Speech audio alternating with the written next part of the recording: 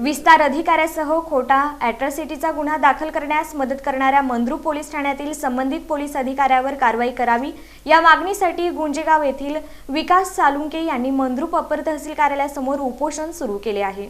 तत्कालीन सरपंचाच्या पतीने तसेच उपसरपंचाने केलेल्या कथित भ्रष्टाचाराच्या प्रकरणाची चौकशी करण्यासाठी दाखल करण्यात आलेल्या तक्रारीवर अद्याप योग्य कार्यवाही झालेली नाही असा आरोप सालुंके यांनी केला आहे। या प्रकरणी ग्रामविस्तार अधिकारी BC पाटील यांची खातेनिहाय चौकशी करण्यात यावी अशी ही मागणी त्यांनी केली आहे। या प्रकरणात विकास सालुंके यांनी जिल्हा परिषदेच्या CEOंकडेही तक्रार केली आहे। दरम्यान जलजीवन मिशनच्या कामाचे स्टील चोरल्याची तक्रार करण्याऐवजी धमकावून माझ्या विरोधात गावातील विरोधकांना हाताशी धरून अॅट्रॉसिटीचा गुन्हा दाखल करण्यात आला असा गंभीर आरोपही सालुंके यांनी केला आहे। या प्रकरणातून सुटका करण्याच्या आमिषाने 1.5 लाख रुपये घेतल्याचा आरोप त्यांनी केला।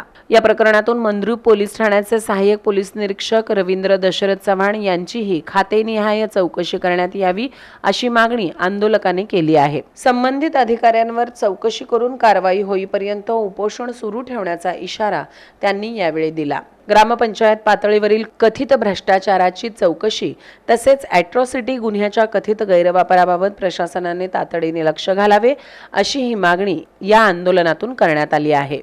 सांगितलं की आपल्याकडे पैसे नाहीत, मागितले तरी बी पुन्हा कोण घेऊन त्यांना देऊ नका, साहेब पैसे मागत असतील रवींद्र चव्हाण, पण आपल्याकडे पैसे नाहीत, आपलंच नुकसान झालेलं आहे, आपणच जखमी आहे, दवाखान्याचा खर्च आहे, पण मागितले तर पैसे देऊ नको म्हटल्यानंतर भाव खाली सांगायला गेला नाही, काय तर द्या लागते, राहतात ना एवढे पैसे द्या आणि बाकीचे सकाळी आणून द्या तरच तुम्ही ह्यातनं वाचणार, नंतर तुम्ही आता ह्यातनं वाचत नाही असं भावाला भीती घातल्यानंतर भावाने 1.5 लाख रुपये चव्हाण साहेबांना दिले। उरलेली 1 लाखाची रक्कम द्यायची जी ठरली ती सकाळ उठून 10 वाजता पोलीस स्टेशनच्या तिथं आणून द्या असं सांगितलेलं आहे। मग मला भावानं वर येऊन सांगितलं की मला झोपेतनं उठवलं, साहेब यायला लागले तर आता स्वच्छ अक्षरात अर्ज लिहिलेला आहे, सह्या करा आणि असं सांगायला लागले, तर उठा आणि पैसे घेतले।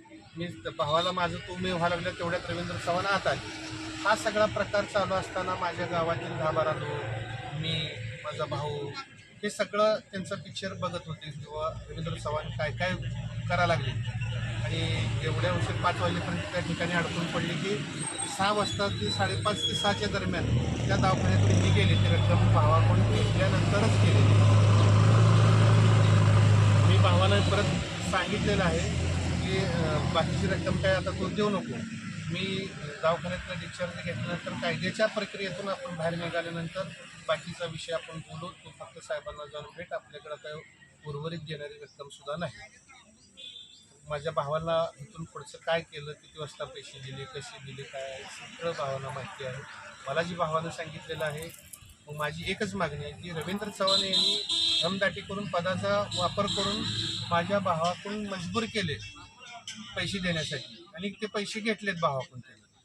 मी काय त्यांनी 2.5 लाख मागतील म्हणून आम्ही 2.5 लाख त्यांना माहीत नाही, जे पैसे घेतलेले तेवढीच मी मागणी करत आहे की माझ्या आंदोलनाच्या माध्यमातून त्यांच्यावर अशा भ्रष्ट अधिकाऱ्यावर कारवाई व्हावी, त्यांचं निलंबन व्हावं व माझी घेतलेली रक्कम परत मिळावी, माझ्या भावाकडून घेतलेली रक्कम आणि ही रक्कम आम्हाला परत मिळावी।